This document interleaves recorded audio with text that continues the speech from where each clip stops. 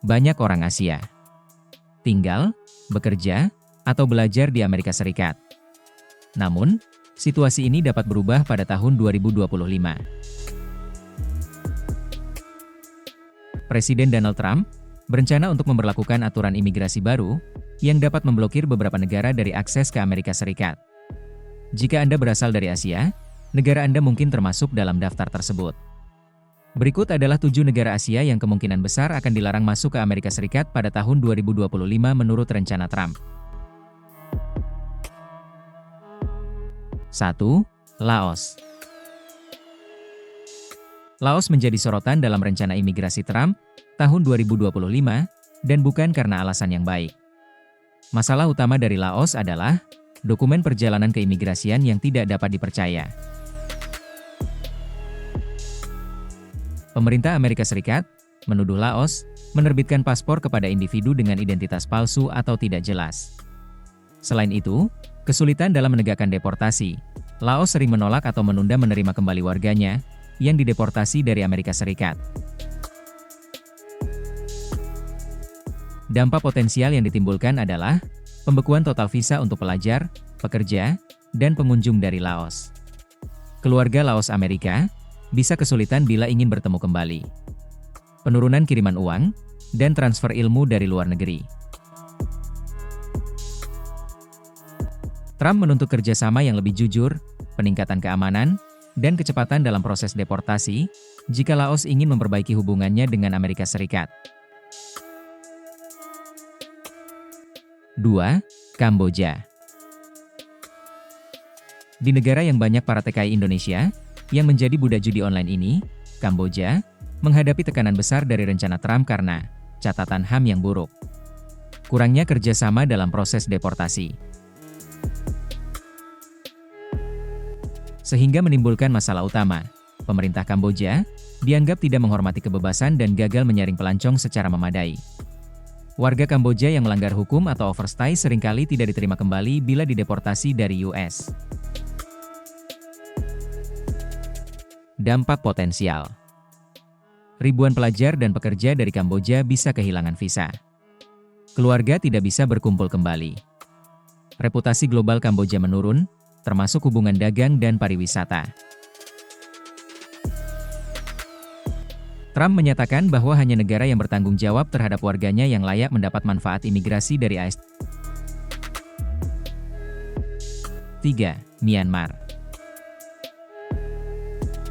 Nama aslinya adalah Burma, namun pihak internasional menyebutnya Myanmar.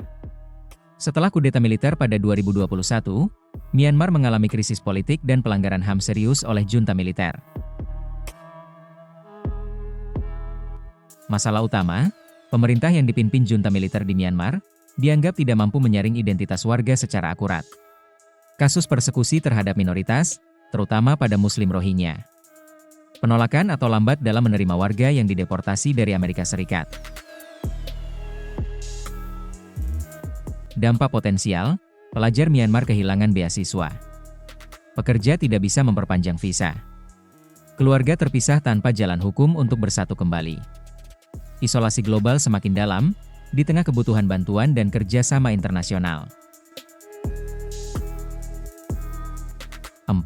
Thailand. Nama aslinya adalah Muang Thai, namun pihak internasional memanggilnya Thailand. Negara gajah putih ini masuk dalam daftar bukan karena keamanan perbatasan, melainkan karena deportasi 45 pengungsi Uighur ke Tiongkok pada 2015.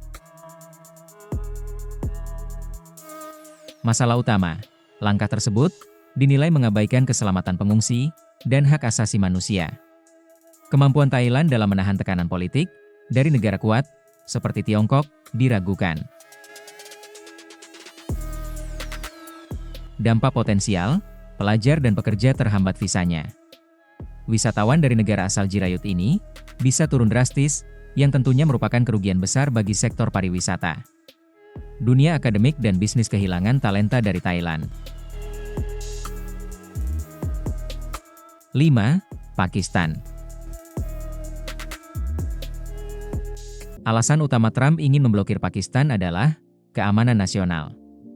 Masalah utama, adanya dugaan bahwa Pakistan melindungi kelompok teroris.